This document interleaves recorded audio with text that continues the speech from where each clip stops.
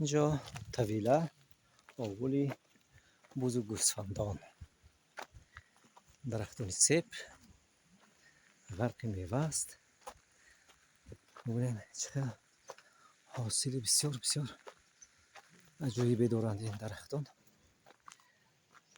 مرحمت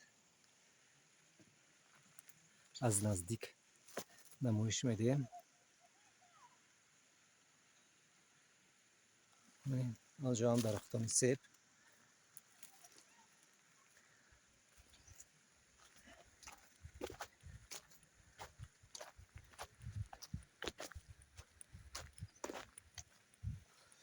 این ارچه‌زاران که در دو بری دریای نظری، دریای شهتوت، همین خیل